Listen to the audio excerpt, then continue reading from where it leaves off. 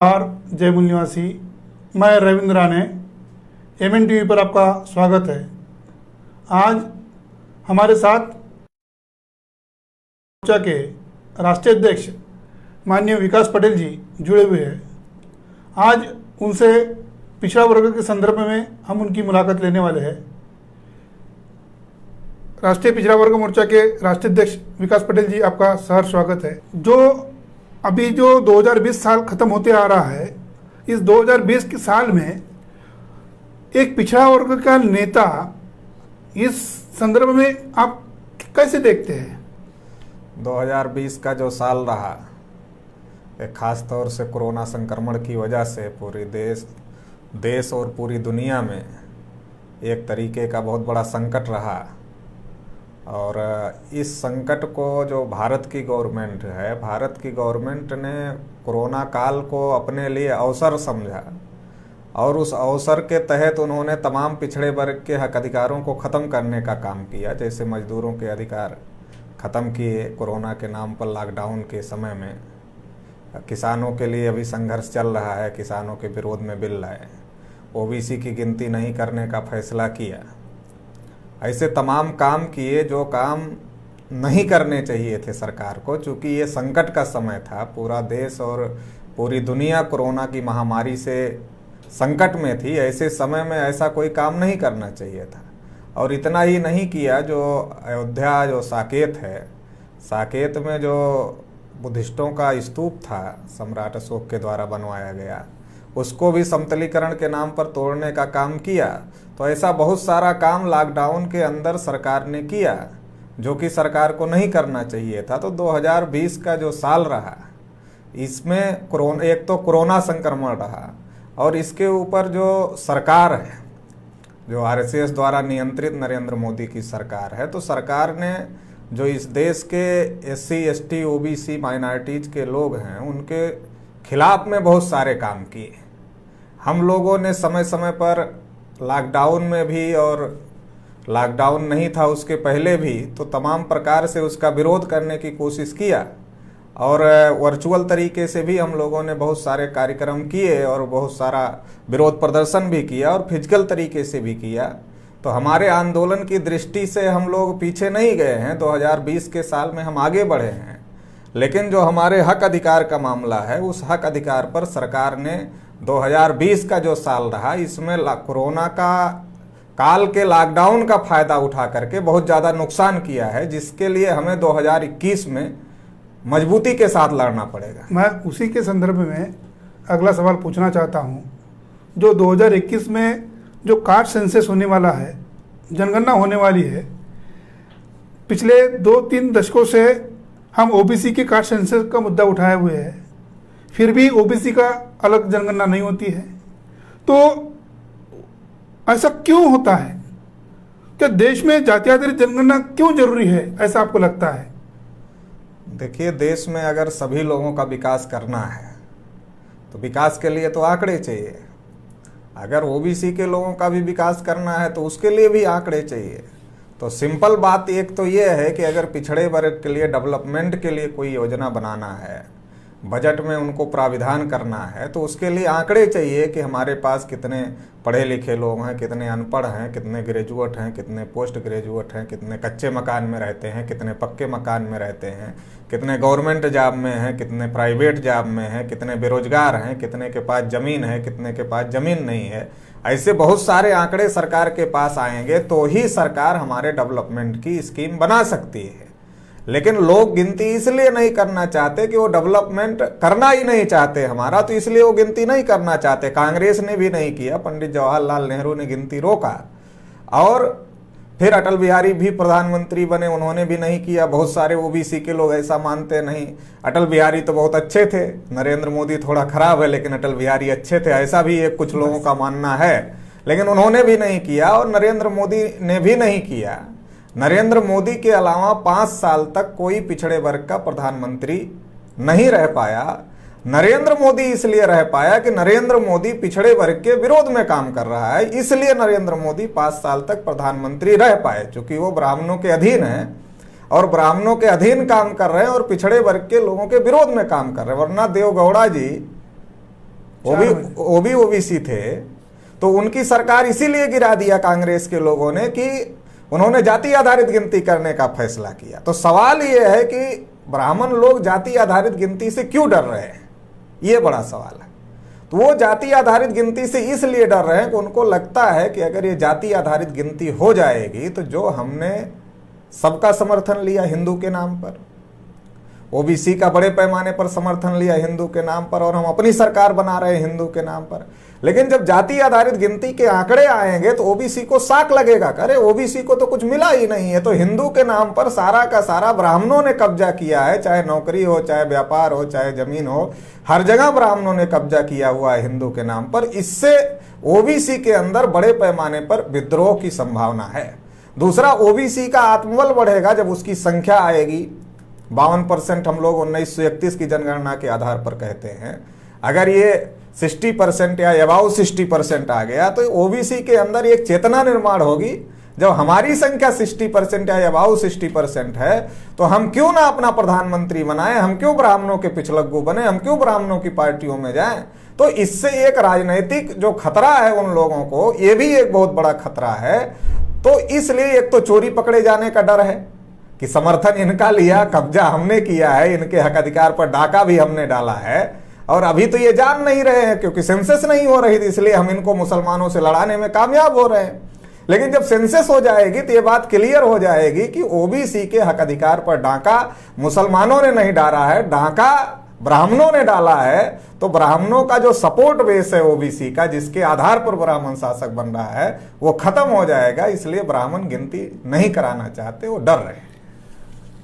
तीसरा मेरा सवाल है कि देश में बढ़ते अन्याय अत्याचार की अगर बात करें, आमतौर यह कहा जाता है या लोगों की ऐसी धारणा है कि केवल SC/ST के लोगों पर अन्याय अत्याचार होता है, ओबीसी के लोगों पर अन्याय अत्याचार नहीं होता है। होता है तो किस प्रकार से होता है?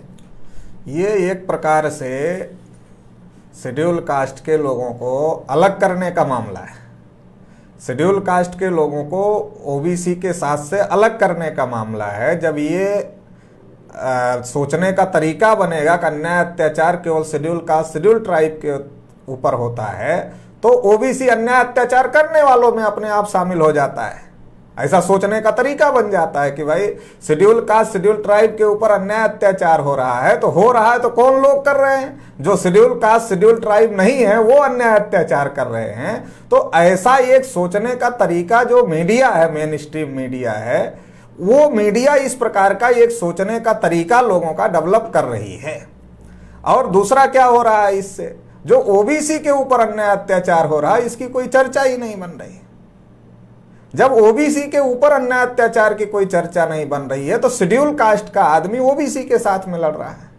लेकिन अगर ओबीसी शेड्यूल कास्ट से लड़ रहा है, अगर ये चर्चा बन जाए केवल शेड्यूल कास्ट, शेड्यूल ट्राइब के ऊपर ही अन्याय अत्याचार नहीं हो रहा है बल्कि ओबीसी के ऊपर भी अन्याय अत्याचार हो रहा है, तो फिर तो ये सोचा जाएगा कि आखिर कौन अन्याय अत्याचार कर रहे हैं। जब ओबीसी के ऊपर भी हो रहा है, शेड्यूल कास्ट के ऊपर भी हो रहा है, शेड्यूल ट्राइब के ऊपर, तो आखिर ये अन्याय अत्याचार करने वाले लोग कौन हैं? तो जो ब्राह्मण एक्सपोज नहीं है, जो अन्याय अत्याचार की जड़ में है, ब्राह्मणवाद और ब्राह्मण जो एक्सपोज नहीं है, वो अपने आप एक्सपोज हो जाते हैं कि नहीं, जब OBC, schedule caste, schedule tribe, minority सभी के ऊपर अन्याय अत्याचार हो रहा है तो इसका मतलब इसके अलावा कोई अन्याय अत्याचार करने वाला है, तो वो एक्सपोज ना हो, इसलिए मीडिया द्वारा ऐसा माहौल बनाया जाता है कि ओबीसी के लोग ऊपर अन्याय अत्याचार नहीं हो रहा है, ऐसा माहौल बनाया जाता है। लेकिन अभी आप देखें, जैसे आज़ादी के 73-74 साल हो गए, 73-74 साल में ओबीसी की सिंपल जनगणना तक नहीं हुई, ये भी एक प्रकार का अन्याय अत्याचार है। ओबीसी की संख्या 52% है, 27% रिजर्वेशन दिया गया, उसमें भी क्रीमी लेयर लगाया गया, ये भी एक प्रकार का अन्याय है कि हमको हमारी संख्या के हिसाब से जो हमारा हिस्सा बन रहा वो नहीं मिल रहा। नीट में अभी रिजर्वेशन नहीं दिया गया। 314 ओबीसी के बच्चों की नियुक्ति क्रीमी लेयर के नाम पर नरेंद्र मोदी ने रोकने का काम किया, यह भी एक प्रकार का अन्याय अत्याचार है। ज्योतिबा फूले इस देश में बहुत बड़े परिवर्तन करने वाले थे, लेकिन उनको आज तक भारत रत्न नहीं दिया गया। तो ये इसीलिए नहीं दिया गया क्योंकि वो ओबीसी हैं, पिछड़े वर्ग के हैं। तो शेड्यूल कास्ट के ऊपर अछूत होने की वजह से अन्याय अत्याचार होता है, जबकि ओबीसी के ऊपर जाति व्यवस्था की वजह से अन्याय अत्याचार होता है। केवल इतना ही मामला नहीं, जैसे अभी नौकरी में अमर सिंह पटेल का उदाहरण है, लखनऊ में सचिवालय में थे, उन्होंने सही बात लिखा था कि ब्राह्मणों और ठाकुरों को गोरखपुर यूनिवर्सिटी में जो नियुक्ति की गई उनको ही ज्यादा संख्या में रखा गया और OBC, schedule caste, schedule tribe के लोगों को नहीं रखा गया। इसमें कोई गलत बात नहीं थी, सही बात उन्होंने लिखा था। लेकिन ये सही बात लिखने की वजह से उन्हें बर्खास्त कर दिया गया। उनकी लड़ाई हम लोग लड़ रहे हैं ना, अपने आंदोलन भी किया। हाँ, उसकी लड़ाई हम लोग लड़ रहे हैं। इसी प्रकार से फर्जी इनकाउंटर पूरे उत्तर प्रदेश में पिछड़े वर्ग के सैकड़ों इनकाउंटर फर्जी हुए। इसी प्रकार से तमाम बच्चियों के साथ में रेप हुए, ओबीसी के लोगों के साथ रेप हुए। इसी प्रकार से उत्तर प्रदेश के अंदर ये बलिया में एक पाल की हत्या खुलेआम सीओ, एसडीएम, एसएचओ सबकी उपस्थिति में खुलेआम हत्या कर दी गई। केशव मौर्य जी डिप्टी सीएम है उत्तर प्रदेश के, उनके जनपद में ही कुशवाहा की हत्या कर दिया ब्राह्मणों ने। प्रतापगढ़ में कुर्मियों के घर पे हमला हुआ, प्रतापगढ़ में पटेलों की हत्या हुई और पटेलों के घरों पर जला दिए गए, उनके मवेशी जला दिए गए। ऐसे देश भर में हो रहे हैं, बिहार में भी तमाम उदाहरण है और देश भर में ऐसे हो रहे हैं। तो ये नहीं कहा जा सकता कि ओबीसी के ऊपर अन्याय अत्याचार नहीं हो रहे हैं, कई तरीके से हो रहे हैं। एक तो मैंने बताया संवैधानिक आधार पर जो हमको अधिकार मिले वो नहीं मिल रहे हैं, एक तो वो अन्याय अत्याचार है। दूसरा ये व्यक्तिगत अन्याय अत्याचार हमने बताया, नौकरी में जो है उनके ऊपर अन्याय अत्याचार हो रहा है। तीसरा, जो हमारा स्टूडेंट पढ़ने के लिए जाता है उसको जाति देखकर नंबर दिया जाता है। थ्योरी में वो टॉप कर सकता है लेकिन प्रैक्टिकल में उसे जाति देखकर नंबर दिया जाता है। ये भी एक प्रकार का अन्याय अत्याचार है। चौथा, जो हमारे समाज के राजनेता हैं उनके ऊपर भी अन्याय अत्याचार हो रहा है।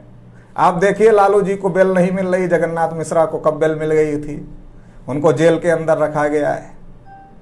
अखिलेश यादव की कुर्सी धुली गई। अनुप्रिया पटेल ने पार्लियामेंट में रिजर्वेशन का मुद्दा उठाया, इसलिए दोबारा उसको मंत्री ही नहीं बनाया उनको, फिर बीजेपी के लोगों ने। केशव प्रसाद मौर्य का प्रचार किया कि इनको मुख्यमंत्री बनाएंगे और जब उनके नाम पर समर्थन हासिल कर लिया तो उनको चुप करा दिया उप बना करके और योगी आदित्यनाथ को मुख्यमंत्री बना दिया। तो उनके ऊपर भी अन्याय अत्याचार हो रहा है। उसके संदर्भ में बाद में पूछने वाला हूँ। एक और उसका एक सवाल है कि एक आरोप लगाया जाता है कि एससी एसटी पर जो अन्याय अत्याचार होते हैं ये ज़्यादातर ओबीसी के लोग करते हैं। जैसे हमारे महाराष्ट्र में मराठा कुंभी लोगों पर आरोप किया जाता है, हमारे बिहार यूपी में यादव पर आरोप लगाया जाता है, जाट इन पर आरोप लगाया जाता है कि यही लोग अन्याय अत्याचार करते हैं। तो क्या ये वास्तविकता है? नहीं, केवल ओबीसी के लोग अन्याय अत्याचार करते हैं ये वास्तविकता नहीं है। कहीं कहीं ऐसी घटनाएं हो सकती हैं जिसमें ओबीसी के लोग शामिल होंगे, कहीं ऐसी घटनाएं हो सकती हैं जिसमें दूसरे लोग शामिल होंगे, लेकिन ये तो परिणाम है। कारण क्या है? जो जाति व्यवस्था है, जो वर्ण व्यवस्था है, जो शेड्यूल कास्ट के लोगों को अछूत घोषित किया गया, ये कारण है। और इस कारण के पीछे ब्राह्मणवादी व्यवस्था और ब्राह्मण जिम्मेदार हैं जो इस कारण को खत्म नहीं करना चाहते, अभी भी बरकरार रखना चाहते। एक बात। दूसरी बात मेरा यह कहना है, शेड्यूल कास्ट के ऊपर अन्याय अत्याचार होता है तो चाहे ओबीसी के लोग करें चाहे कोई भी करे, तो उनके लिए प्रोटेक्शन के लिए कानून है। शेड्यूल कास्ट के लिए, शेड्यूल ट्राइब के लिए कानून है। लेकिन ओबीसी के ऊपर अन्याय अत्याचार जाति के नाम पर हो रहा, उनके लिए कौन सा कानून है? उनके लिए कोई कानून। तो ओबीसी के लिए भी ऐसा कानून बनना चाहिए, एट्रोसिटी प्रिवेंशन कानून बनना चाहिए, ताकि ओबीसी के ऊपर भी जो अन्याय अत्याचार हो रहा है उसको भी रोका जा सके। अन्याय अत्याचार कोई किसी के ऊपर कर सकता है, लेकिन उस अन्याय अत्याचार की जड़ में जो है वो जड़ में ब्राह्मण और ब्राह्मणवाद है। क्योंकि अछूत ओबीसी ने नहीं बनाया शेड्यूल कास्ट के लोगों को, बस अछूत ओबीसी ने नहीं बनाया, अछूत बनाया ब्राह्मणों ने। जिन ब्राह्मणों ने शेड्यूल कास्ट को अछूत बनाया उन्हीं ब्राह्मणों ने ओबीसी को नीच बनाया। तो उसी व्यवस्था के आधार पर ओबीसी के ऊपर भी अन्याय अत्याचार होता है और ऐसी व्यवस्था बनाए ऊपर वाला नीचे वाले के ऊपर अन्याय अत्याचार करता है। तो ये जो सिस्टम बनाया, इस सिस्टम को बदलने की जरूरत है। ये सिस्टम नहीं बदलेंगे तो मामला हल नहीं होगा। ये तो लड़ाने का मामला है कि ज्यादातर जो ओबीसी शेड्यूल कास्ट के झगड़े होते, मैंने बहुत जांच पड़ताल किया, उसमें अक्सर ये होते हैं कि ओबीसी और शेड्यूल कास्ट के झगड़ों के बीच में ब्राह्मण होता है। मान लो हम ओबीसी हैं, थोड़ा मजबूत हैं, हम किसी ब्राह्मण से पंगा ले रहे हैं, तो वो समझता है वो हमसे लड़ेगा तो नहीं लड़ सकता है। तो उसको क्या लगता है, ये जो शेड्यूल कास्ट का आदमी उसके नियंत्रण में है, उसको अधिकार है एक्ट लगाने का, केस करने का ओबीसी के ऊपर। तो उसका सहारा लेकर के वो ब्राह्मण ओबीसी के ऊपर केस करता है, फिर मामला बनता है ओबीसी और शेड्यूल कास्ट का। ओबीसी को लगता है कि अरे ये अगर एक्ट नहीं होता शेड्यूल कास्ट के प्रोटेक्शन का तो फिर हमारे ऊपर केस नहीं होती, लेकिन वो एक्ट तो गलत है नहीं, क्योंकि गलत हो रहा है शेड्यूल कास्ट के साथ, तो उनके प्रोटेक्शन के लिए एक्ट होना चाहिए, उनके साथ न्याय हो, इसके लिए कानून होना चाहिए। हाँ, उसका मिसयूज नहीं होना चाहिए, लेकिन मिसयूज क्यों होता है? क्योंकि लड़ाई कराने वाला ब्राह्मण, मुकदमा लिखवाने वाला ब्राह्मण, मुकदमा लिखने वाला थाने में ब्राह्मण, पैरवी करने वाला ब्राह्मण, तो इसकी वजह से ओबीसी और शेड्यूल कास्ट के अंदर झगड़ा लगाने के लिए ये होता है, मिसयूज किया जाता है उस कानून का, जो शेड्यूल कास्ट के लिए कानून बनाया गया कि इनके ऊपर अन्याय अत्याचार ना हो, तो उसका मिसयूज किया जाता है। अब मिसयूज तो देश में अभी ब्राह्मण हर चीज का कर रहे हैं। मिसयूज तो न्यायपालिका का हो रहा है, मिसयूज चुनाव आयोग का हो रहा है, मिसयूज सीबीआई का हो रहा है, हर चीज का मिसयूज हो रहा है। तो जब हर चीज का मिसयूज हो रहा है तो खत्म करना, जिस चीज का मिसयूज हो रहा है उसको खत्म करना कोई रास्ता नहीं है। क्योंकि बहुत सारे ओबीसी को ऐसा लगता है कि ये शेड्यूल कास्ट के लिए जो कानून है इसको खत्म कर दिया जाना चाहिए। मैं इसके समर्थन में नहीं हूं, मैं इस बात के समर्थन में हूं कि जो शेड्यूल कास्ट के लिए कानून बना उसका मिसयूज नहीं होना चाहिए, बस वो सही तरीके से लागू होना चाहिए। क्योंकि जो मिसयूज हो रहा है वो फॉल्ट है, तो उसको दुरुस्त करने के लिए उसका मिसयूज नहीं होना चाहिए, एक बात। दूसरी बात, ओबीसी के लिए भी अगर एट्रोसिटी होती है, ओबीसी के लिए भी अगर एट्रोसिटी होती है तो उसके लिए भी कानून बनना चाहिए। जैसे शेड्यूल कास्ट के ऊपर एट्रोसिटी होती है तो कानून है, वैसे ओबीसी के ऊपर अगर एट्रोसिटी होती है तो उसके लिए भी कानून बनना चाहिए। तो ये हमारा मानना है। नहीं, ओबीसी की बहुत सारी जो जातियां हैं, छोटी छोटी जातियां हैं, उन पर भी बहुत सारा अन्याय होता है, बहुत सारा होता है। लेकिन अब वो गरीब आदमी है, उसको खाने को नहीं है, लेकिन वो ब्राह्मण उसके ऊपर शेड्यूल कास्ट का ये जो है एक्ट लगवा देगा जैसे ही झगड़ा होगा, क्योंकि वो बीच में तो ब्राह्मण ही आता है। वो हमारा ओबीसी का आदमी भी ब्राह्मण के पास जाता है और वो शेड्यूल कास्ट का आदमी भी ब्राह्मण के पास ही जाता है।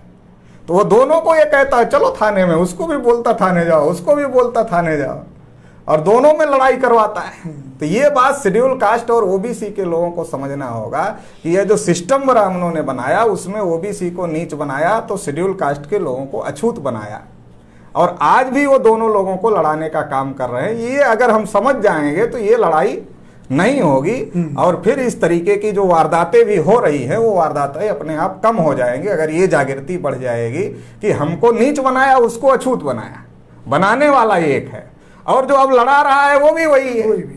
तो इसलिए, और हमारा जो शोषण कर रहा है, एक और शोषण होता है ओबीसी का, वो ओबीसी का सबसे ज्यादा होता है।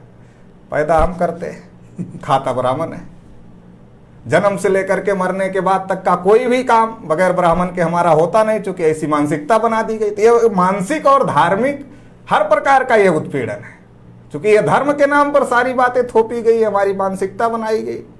तो ये हमारे यहाँ आता है, बच्चा हम पैदा करते हैं, नाम वो रखता है तो मुफ्त में लेके जाता है। बच्चे को पढ़ा लिखा करके हम एमबीबीएस डॉक्टर बना दें, लेकिन शादी तो अनपढ़ ब्राह्मण ही कराएगा, तो मुफ्त में खाता है। और मानसिकता ऐसा बनाया है, और जितनी बार आता उतनी बार हमको नीच घोषित करता है, अपने को ऊंच घोषित करता है। मैं उसके संदर्भ में एक सवाल पूछना चाहता हूँ। आपने जो नीच घोषित करने के संदर्भ में बोला है, पिछले कुछ दिनों के पहले जो भोपाल की सांसद है प्रज्ञा सिंह ठाकुर, उन्होंने कहा कि हम शूद्रों को शूद्र कहते हैं तो बुरा लगता है। उस पर बहुत सारे हमारे शेड्यूल कास्ट के लोगों ने प्रतिक्रिया दिया, उसका विरोध दर्शाया। तो वर्ण व्यवस्था में शूद्र शेड्यूल कास्ट के लोग नहीं है, जो जिनको दलित कहा जाता है, अनुसूचित जाति कहा जाता है, वो तो शूद्र नहीं है। वास्तव में शूद्र कौन है? क्या उनको एहसास है कि हम शूद्र हैं? शूद्र वास्तव में पिछड़े वर्ग के लोग हैं, लेकिन पिछड़े वर्ग के लोगों को ये जानकारी ना हो, ब्राह्मणों ने उनको शूद्र बनाया। तो इसलिए ऐसा माहौल देश के अंदर बनाया गया, ब्राह्मणों के द्वारा ही बनाया गया, कि शेड्यूल कास्ट के लोग शूद्र हैं, ताकि वो ओबीसी के लोगों का समर्थन हासिल कर सके। अगर ओबीसी के लोगों को इस बात का एहसास हो गया कि ब्राह्मणों ने ओबीसी को शूद्र बनाया, फिर ओबीसी ब्राह्मण के साथ कैसे जाएगा? फिर तो ओबीसी ब्राह्मण के साथ जाएगा नहीं, बल्कि मजबूत है ना ओबीसी, तो लाठी निकाल के ब्राह्मण को फिर दौड़ाएगा। तो इसलिए ब्राह्मण कुंडली में चुपके से लिखता है कि तुम्हारा गढ़ राक्षस है, तुम्हारा वर्ण शूद्र है, और उसको बांध देता है और कहता है इसको खोलना मत, नहीं तो पाप लगेगा, तो इसको अंदर ही रखना। तो पता नहीं चलने देता ओबीसी को कि ब्राह्मणों ने ही ओबीसी को शूद्र बनाया, ये पता नहीं चलने देता। जबकि शूद्र का क्या काम है? सेवा करने का, यही काम दिया ब्राह्मण, सेवा वर्ग। तो सेवा जो अछूत है वो सेवा कैसे कर सकता है? मान लीजिए कोई अछूत है, किसी ब्राह्मण को 1 गिलास पानी पिलाना हो तो नहीं पिला सकता है। कौन पिलाएगा? ओबीसी पिलाएगा। उसकी अलग अलग जातियां हैं पानी पिलाने के लिए, अनाज देने के लिए, दूध देने के लिए, दाढ़ी बाल बनाने के लिए। ओबीसी की ये सारी जातियां हैं जो ये सारा काम कर रही हैं। तो सेवा का जो सारा का सारा काम है वो तो ओबीसी के जिम्मे है, और ओबीसी को ही ब्राह्मणों ने शूद्र बनाया और शेड्यूल कास्ट के लोगों को शूद्रों से भी ज्यादा नीचे गिराया, इनको अछूत बनाया। देश का प्रधानमंत्री ओबीसी है तो उनको एहसास नहीं होगा इन बातों पर? नहीं, तो उनके पार्टी की नेता शूद्र कह रही है, उनको एहसास नहीं होता होगा? नहीं, देश का प्रधानमंत्री ओबीसी है, लेकिन वो जो ओबीसी है वो ब्राह्मणों का गुलाम है। देश का प्रधानमंत्री ओबीसी है, लेकिन जो ओबीसी है वो ब्राह्मणों का गुलाम है। तो जो गुलाम है, गुलाम को गुलामी का एहसास नहीं है, बल्कि गुलाम गुलामी का आनंद ले रहा। नरेंद्र मोदी कपड़े 3-4 बदल लेता है दिन भर में, विदेश का दौरा कर रहा है, तो गुलामी का फुल एंजॉय ले रहा है। उसको ओबीसी से, समाज से, अगर समाज से मतलब होता तो जाति आधारित गिनती का फैसला करता, 314 ओबीसी के बच्चों को परेशान किया नहीं करता, स्कॉलरशिप बंद किया नहीं बंद करता, नीट में रिजर्वेशन देता। वो तो मौज ले रहा ना, नरेंद्र मोदी मौज लेने में बिजी है। उसको देश दुनिया समाज से कोई लेना देना नहीं है, आरएसएस का आर्डर फॉलो करना है। मौज ले रहा है, मौज ले रहा है। एक और सवाल है, सीए, एनआरआईसी, एनपीआर के बारे में एक नैरेटिव चला जा रहा है कि जो ये कानून आया है ये मुसलमानों के विरोध में है। क्या इसमें मुसलमानों का नुकसान होगा? क्या आप इससे सहमत है? इसके बारे में आपकी कोई अलग राय है? ये जो कानून आया है ये केवल मुसलमानों के विरोध में नहीं है, लेकिन अभी जो पार्टी सत्ता में है, भारतीय जनता पार्टी, उसकी सारी राजनीति हिंदू और मुसलमान के नाम पर ही चलती है। वास्तविकता ये है कि वो मुसलमानों के उतना ज़्यादा विरोधी नहीं है जितना एससी, एसटी, ओबीसी के विरोधी है, लेकिन दिखाने के लिए वो मुसलमानों के ज़्यादा विरोधी हैं ताकि ओबीसी के लोगों को हिंदू बनाया जा सके, प्रतिक्रिया में हिंदू बनाया। अगर वो ये बात पता चल जाए कि नहीं, ये जो एनआरसी सीए का कानून है, अब ये तो है जिसके पास डॉक्यूमेंट नहीं है वो विदेशी घोषित हो जाएगा। अब इसमें केवल मुसलमान ही विदेशी होंगे ऐसा तो है नहीं, जिसके पास डॉक्यूमेंट नहीं है वो विदेशी घोषित हो जाए। मान लीजिए हम पटेल हैं, कुर्मी, अब बांग्लादेश में हमारी बिरादरी रहती होगी अगर, तब ना ये हमको कहेंगे सीए के तहत तुमको हम नागरिकता दे रहे हैं। जब कुर्मी बांग्लादेश में होंगे ही नहीं तो फिर कहां से कहेंगे? तो इसलिए ये तो बड़े पैमाने पर एससी, एसटी, ओबीसी के लोगों के विरोध में है, लेकिन इसको मुसलमानों का विरोध दिखाया जा रहा है और ये कहा नहीं सीए में तो हम तुमको ले लेंगे। ले कहां से ले लेंगे? मान लीजिए हमारे पास डॉक्यूमेंट नहीं है, वैसे भी डॉक्यूमेंट की पोजीशन क्या है भारत के अंदर? आपके पास 4 आईडी अगर हो, आधार कार्ड हो, ड्राइवरी लाइसेंस हो, वोटर कार्ड हो, तो चारों की स्पेलिंग मिस्टेक जरूर रहेगा, अलग अलग है, अलग अलग रहेगा। और कभी कभी ये देखा गया है कि उसमें नाम पुरुष का होता है, फोटो महिला का होता है, कभी कभी फोटो पुरुष का होता है, नाम महिला का होता है। वो तो चुनाव के संदर्भ में देखा। हाँ, तो इतना ज्यादा मतलब आईडी में ये ज्यादा है। तो जो आप डॉक्यूमेंट मांग रहे हैं, तो डॉक्यूमेंट के आधार पर तो ये बात कोई भी आदमी प्रमाणित नहीं कर सकता है कोई इस देश का नागरिक है, एक बात। तो इसलिए ये जो डॉक्यूमेंट की बात है, वो कह रहे थे कि हम पासपोर्ट भी नहीं मानेंगे, कह रहे थे कि हम पासपोर्ट भी नहीं मानेंगे, तो पासपोर्ट वो खुद ही बना रहे हैं, खुद ही नहीं मानेंगे। तो ऐसी ये भी आया बात कि जमीन के कागजात भी नहीं माने जाएंगे। तो फिर बताइए वो आपके पास कागज क्या है? जब जमीन के कागजात नहीं माने जाएंगे, पासपोर्ट नहीं माने जाएंगे, तो फिर आपके पास क्या है? नहीं, वैसे 1958 में एक कानून भी बनाया नागरिकत्व देने का, तो फिर ये जरूरी था क्या? नहीं, वो जो 1958 में कानून बना नागरिक देने का कि जो लोग भारत में हैं, जो लोग भारत में हैं उन सबको हम अपना नागरिक मानते हैं, तो उसके बाद तो भारत सरकार जनगणना कर रही है। बस जब भारत सरकार जनगणना कर रही है तो भारत सरकार के पास डाटा है ना, कौन कौन से लोग थे भारत में, वो लोगों के कौन कितने बच्चे पैदा हुए, ये भी डाटा भारत सरकार के पास में है। चूंकि वो बार बार जनगणना कर रही है, वो बच्चे कहाँ कहाँ हैं उसकी भी डाटा है सरकार के पास में। तो इसलिए ये कागज मानने का कोई औचित्य नहीं है। लेकिन फिर भी सरकार की एक समस्या है, और सरकार की नहीं, ये ब्राह्मणों की एक समस्या है कि वो संख्या में है 3.5%।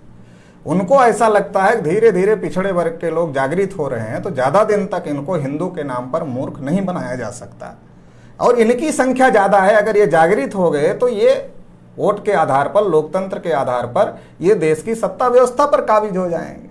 तो इसलिए वो चाहते ये हैं कोई ऐसा तरीका निकाला जाए कि इनको देश के अंदर 2म दर्जे का नागरिक बनाया जाए या नागरिकता से वंचित किया जाए, ताकि वोट का मामला इनका खत्म हो जाए। जब इनका वोट का मामला खत्म हो जाएगा तो फिर हम अपने आधार पर इस देश पर राज करते रहेंगे और इनको गुलाम बनाकर रखेंगे। तो ये मुसलमानों से ज्यादा SC ST OBC के लोगों के विरोध में है। वैसे भी असम में जो है 14 लाख लोग OBC SC ST के थे, 19 लाख में से 14 लाख लोग OBC SC ST के थे जो NRC से बाहर किए गए।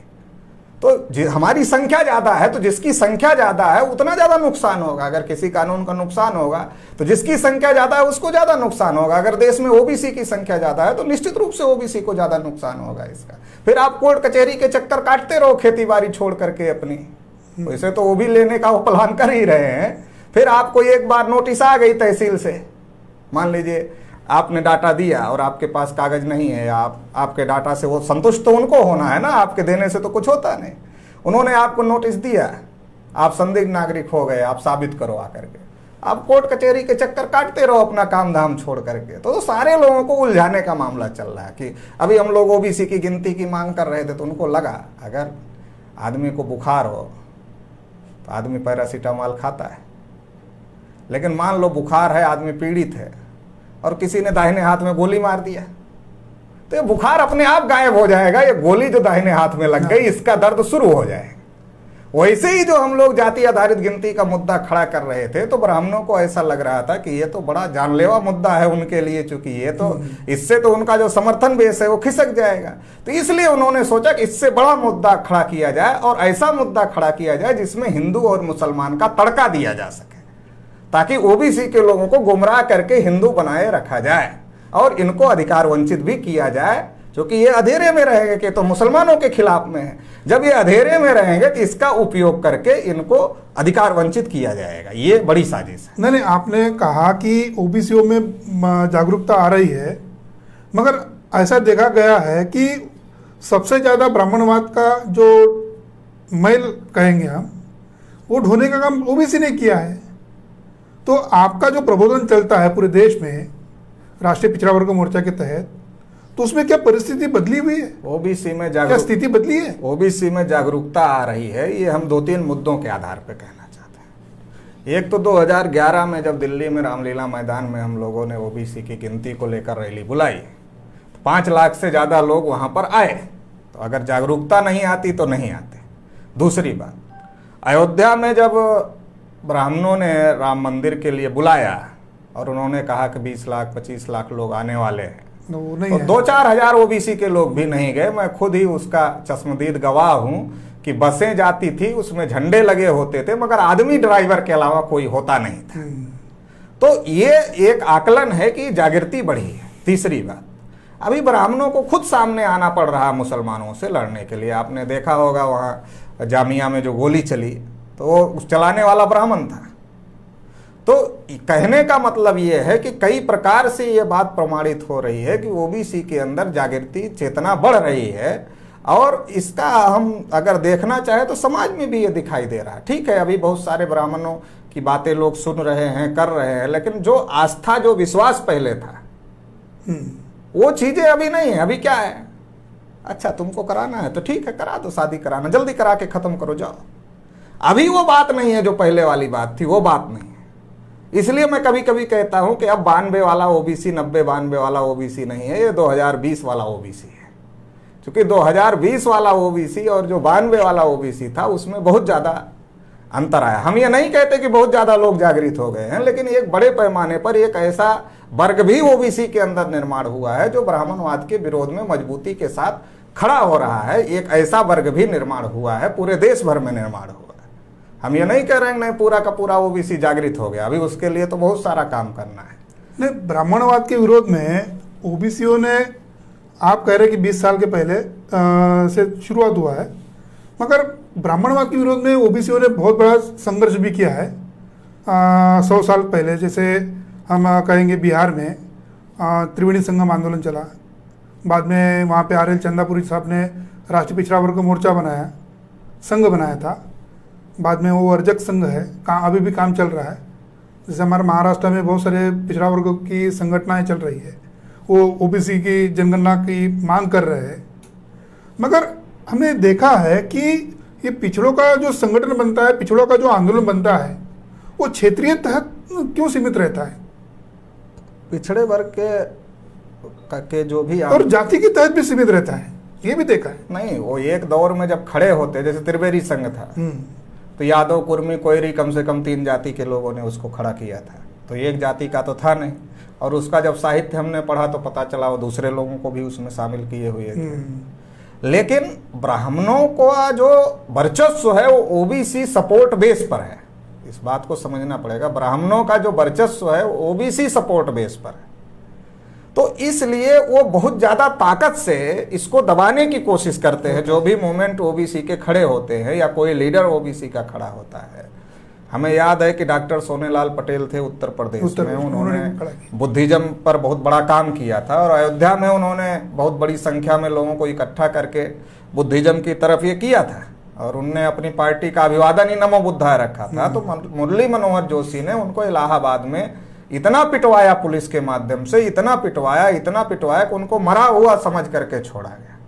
वो तो पूंजीपति आदमी थे, तो उनके पास पैसे थे, इसकी वजह से विदेशों से इलाज कराने की वजह से उनकी जान बची और बाद में फिर एक्सीडेंट में उनकी मौत हुई। तो उसके बारे में भी ये कहा जाता है कि उनकी मौत करवाई गई, वो स्वाभाविक नहीं। उनकी बेटी तो भाजपा के साथ में रहती है, अनुप्रिया पटेल जी। अभी तो गोपीनाथ मुंडे जी की बेटी क्या कर रही है महाराष्ट्र में। तो ये जो उनकी बेटी भाजपा के साथ है, तो बेटी के साथ भी तो हुआ ना। बेटी ने जब बोला पार्लियामेंट में रिजर्वेशन के मुद्दे पर, तो अभी बेटी को कोई पूछ नहीं रहा है भाजपा वाला।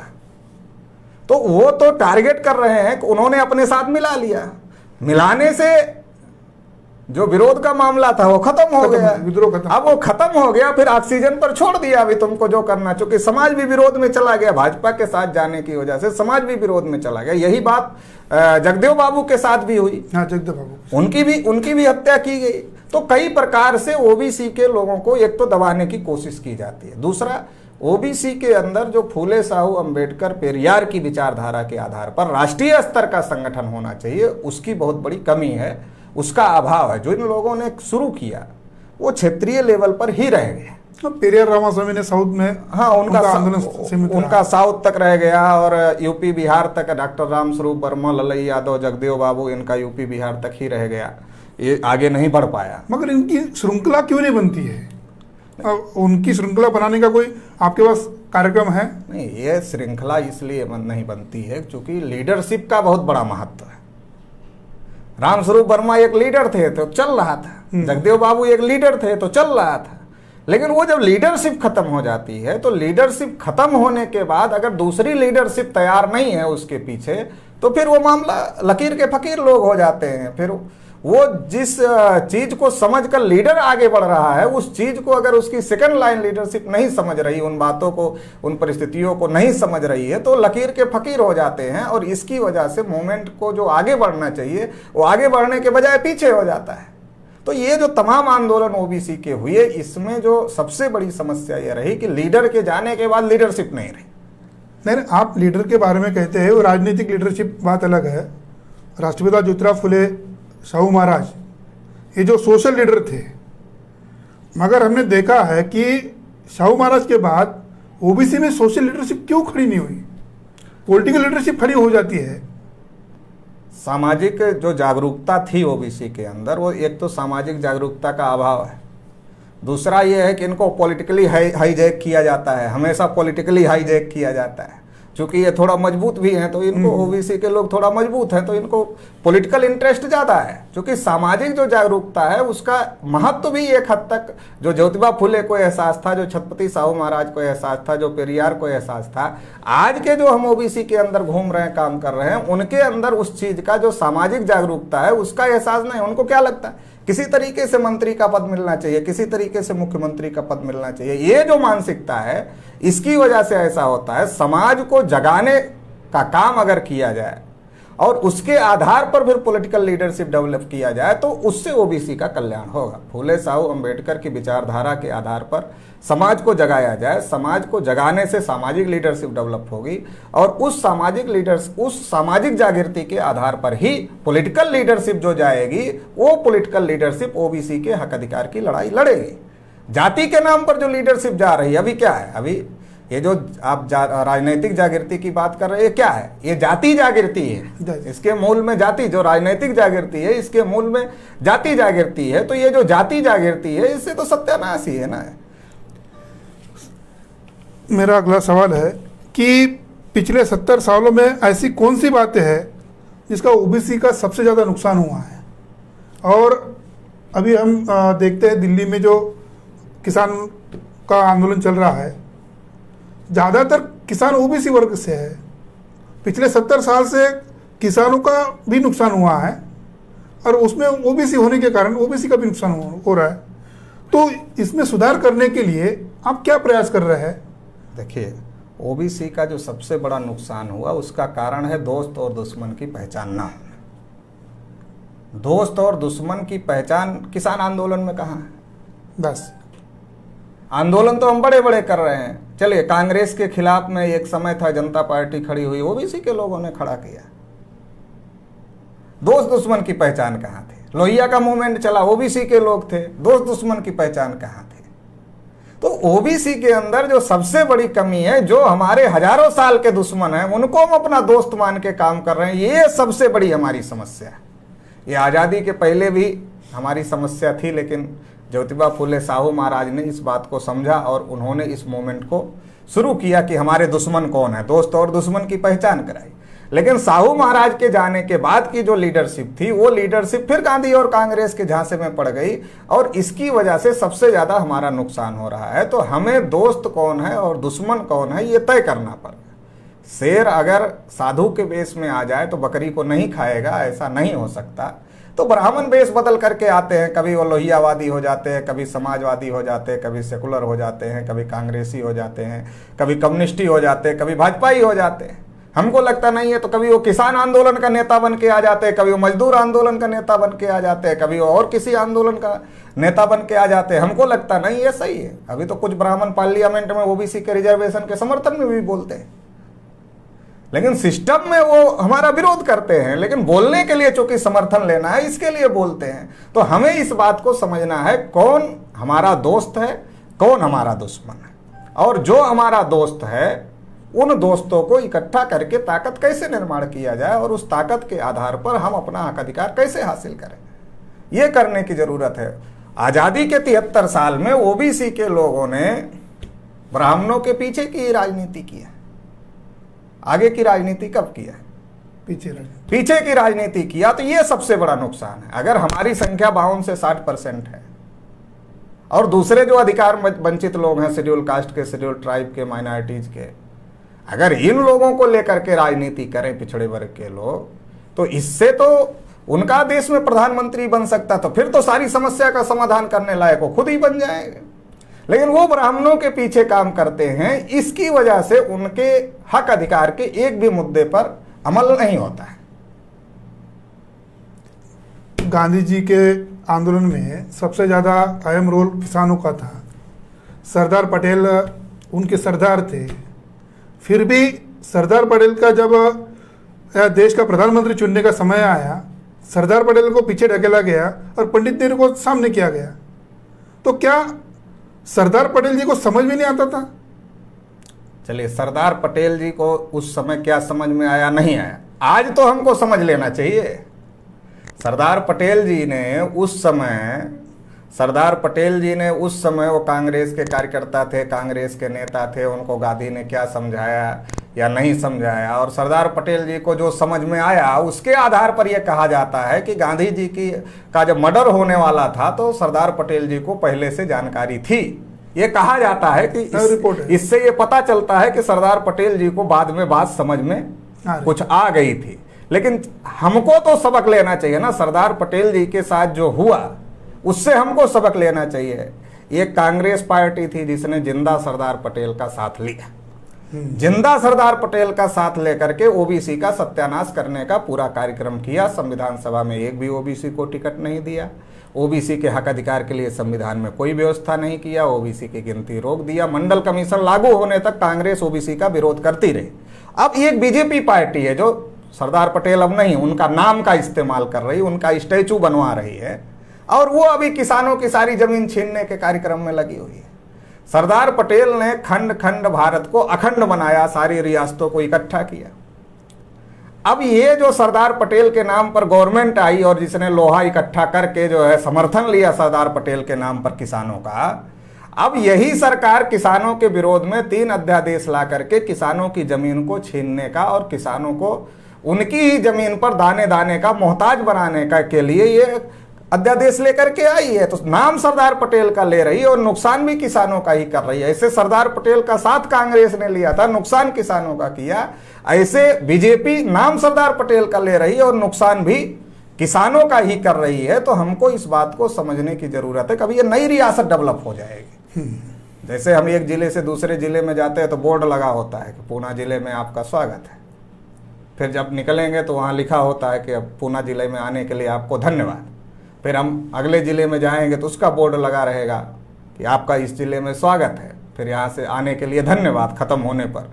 तो ऐसे ही आने वाले समय में पूरे भारत के अंदर, चूँकि जो पब्लिक प्रॉपर्टी गवर्नमेंट के पास में थी, गवर्नमेंट के पास रेलवे था, बीएसएनएल था, बिजली विभाग था, इंडियन ऑयल था, भारत पेट्रोलियम था, ऐसी जो पब्लिक प्रॉपर्टी गवर्नमेंट के पास में थी वो तो पूंजीपतियों को दे दिया। जिस पर अधिकार गवर्नमेंट का था देने का वो पूंजीपतियों को लगभग दे दिया।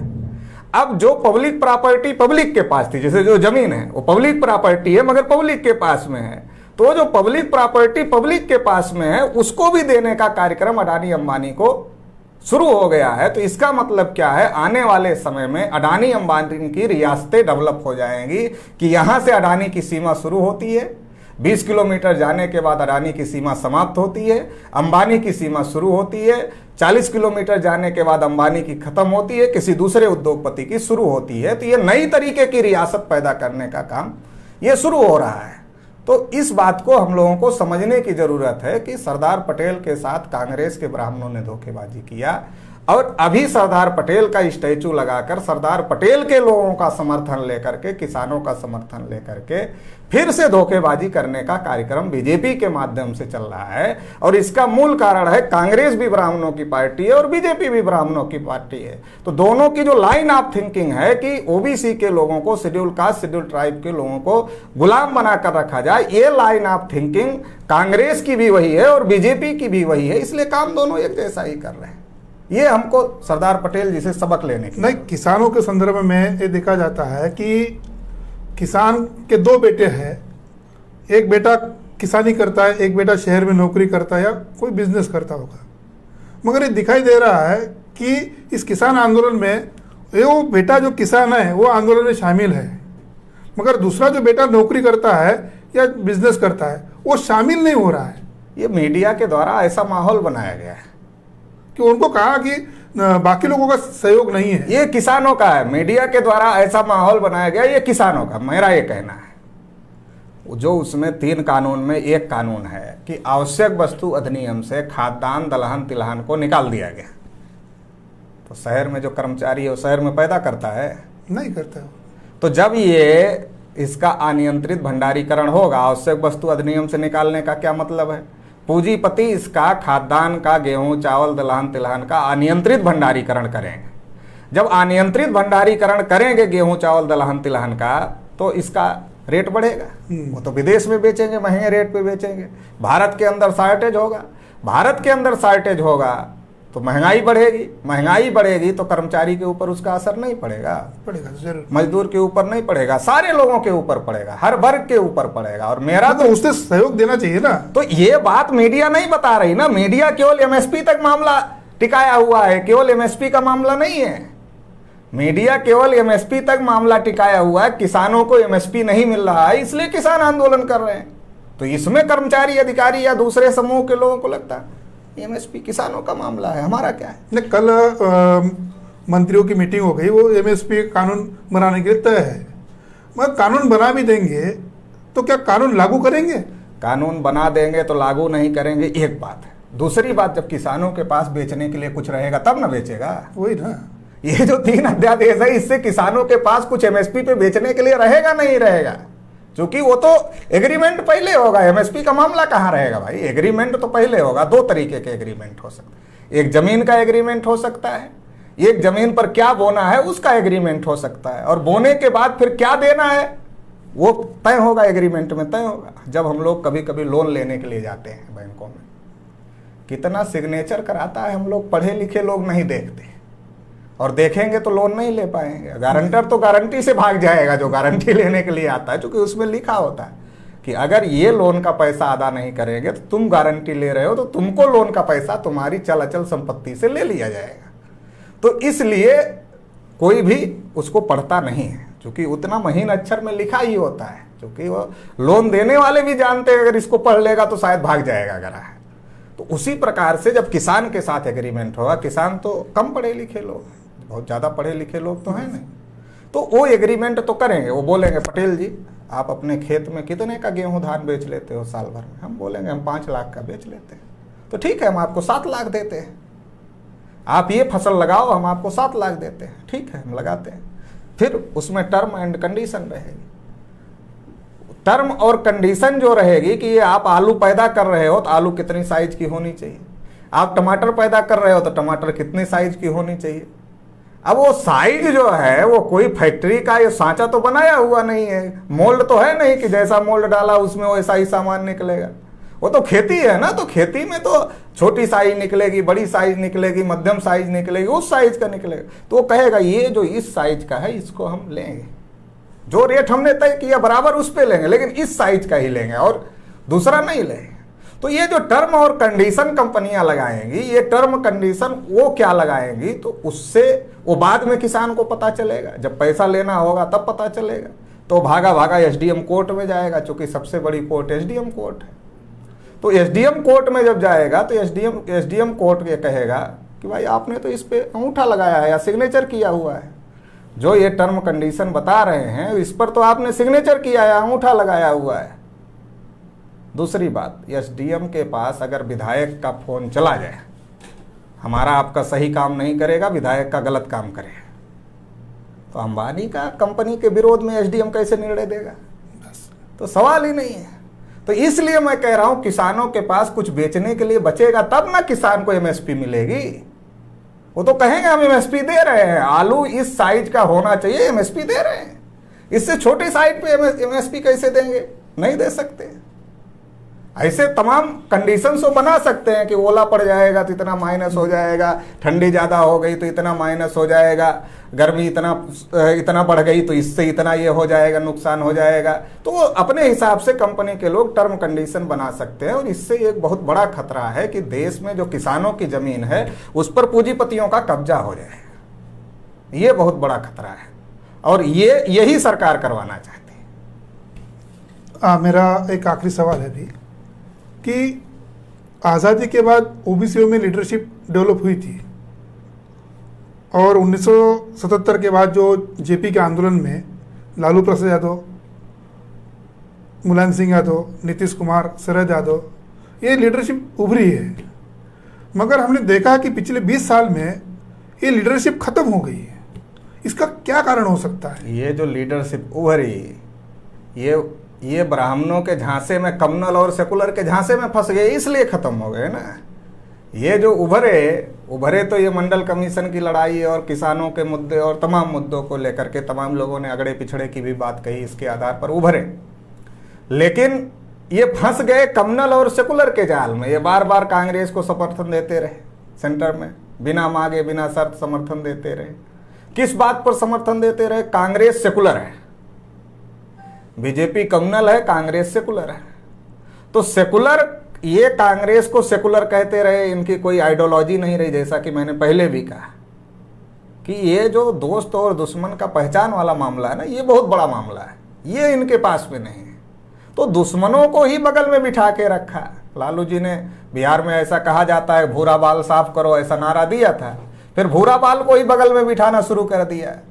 तो जब भूरा बाल साफ करो नारा भी दिया और भूरा बाल को बगल में बिठाना भी शुरू किया, तो भूरा बाल बख्शने वाला है आपको? छोड़ने वाला है? तो छोड़ने वाला नहीं है, एक बात। दूसरी बात, जब ये बार बार सेकुलर के नाम पर कांग्रेस को सपोर्ट देने लगे, बार बार कांग्रेस को सपोर्ट देने लगे, तो चूंकि इनका तो कोई कैडर नहीं चल रहा है समाज के लोगों के बीच में, इनके पास कोई विचारधारा नहीं। जो समाजवाद की विचारधारा थी, पिछड़े बांधे गांठ 100 में पावे 60, तो ये जो विचारधारा थी, पिछड़ों ने बांधी गांठ 100 में पावे 60, ऐसा कुछ था। तो ये जो नारा है, ये सोशलिस्टों का नारा था, ये भी तो छोड़ दिया। कहाँ मिला? पिछड़ों को 60 मिला? नहीं। मैं बिहार में गया था चुनाव में, तो मैंने कई समाजवादी लोगों को पूछा कि भाई आप लोग ही नारा देते थे, बुजुर्ग लोगों को पूछा, तो अभी पिछड़ों को 60 नहीं मिला, तो नारा क्यों छोड़ दिया? तो ये जो इनकी जो विचारधारा, एक तो क्लियर विचारधारा थी नहीं, क्लियर आइडियोलॉजी थी नहीं इन लोगों के पास में, और जो थोड़ा बहुत आइडियोलॉजी थी उसको भी इन लोगों ने छोड़ दिया और टोटल सेकुलर और कम्युनल पर आधारित हो गए। और बार बार कांग्रेस को समर्थन देते थे और कहते थे नहीं कांग्रेस सेकुलर है, कम्युनल ताकतों को रोकना है, इसलिए समर्थन देते। आरएसएस का तो कैडर चल रहा है, आरएसएस की तो विचारधारा है, फर्जी हिंदुत्व के नाम पर वो ब्राह्मणवाद को थोपने का काम करते हैं। तो आरएसएस के लोगों ने एससी एसटी ओबीसी के लोगों को समझाया सेकुलर मतलब मुसलमानों का हितैषी, मुसलमानों का तुष्टीकरण करने वाला। मुसलमानों का तुष्टीकरण करने वाला मतलब हिंदुओं का विरोधी। तो एससी एसटी ओबीसी में जिन लोगों को आरएसएस के लोगों ने यह बात समझा दिया, एक बात ये, तो इससे बड़े पैमाने पर इन लोगों का नुकसान हुआ। दूसरा जो बात है, दूसरी बात यह है कि ये लोग समाज के नाम पर उभरे लेकिन जाति के नेता हो गए। चाहे अखिलेश यादव हो, चाहे मुलायम सिंह यादव हो, चाहे लालू जी हो, जितने भी नेता हैं बैकवर्डों के, जो साउथ में चंद्रबाबू नायडू है, सारे के सारे सीमित होकर के बिरादरी तक आ गए। अब उनको बिरादरी भी बचाना बहुत भारी पड़ रहा है, क्योंकि बिरादरी के अंदर भी वो हिंदू का भूत जो घुसा रहे हैं आरएसएस वाले।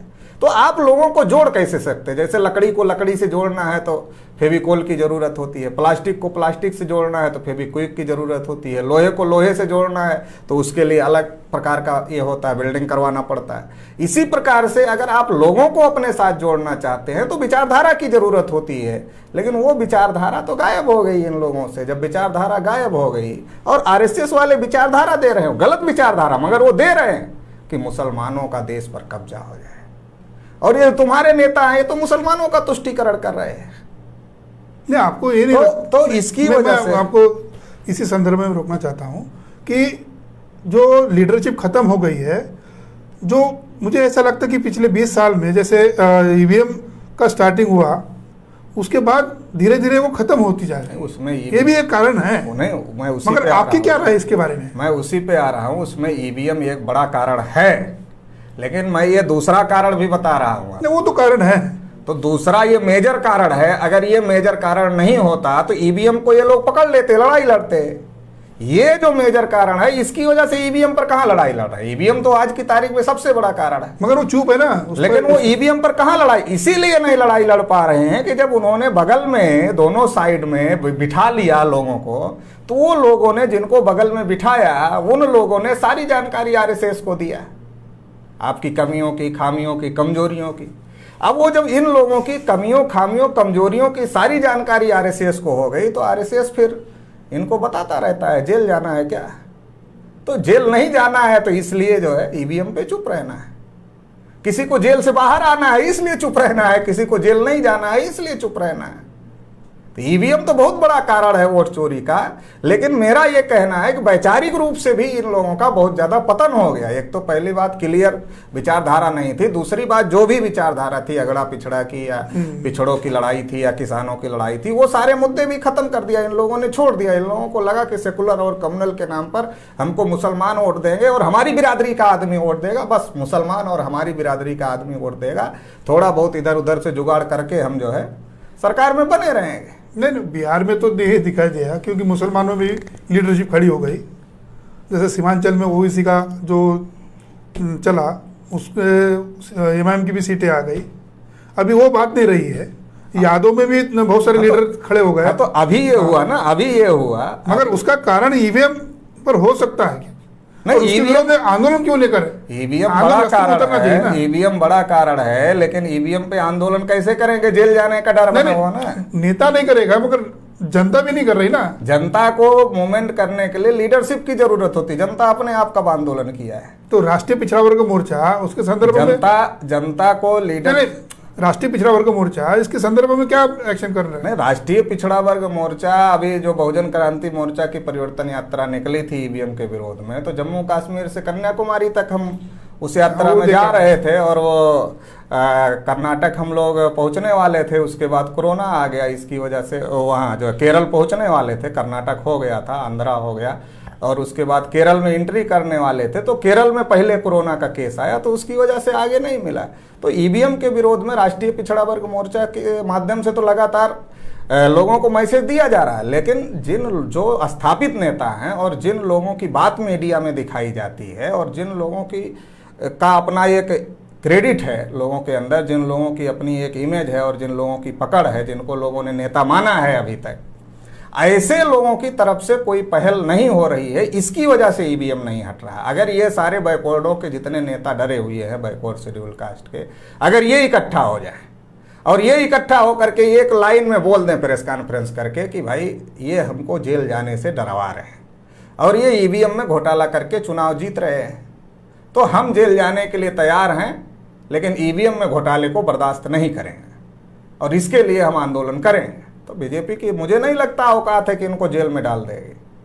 लेकिन ये ज़्यादा डरे हुए हैं और इसकी वजह से ये मामला, जिनको नुकसान हो रहा, पिछड़ा वर्ग मोर्चा नॉन पॉलिटिकल संगठन है, लोगों को लगता है कि ठीक है आप तो नॉन पॉलिटिकल है ना, आप तो इलेक्शन लड़ते नहीं, जिनको नुकसान हो रहा है वो क्यों नहीं बोल रहे? लोगों को ऐसा लगता है जिनको नुकसान हो रहा है वो क्यों नहीं बोल रहे?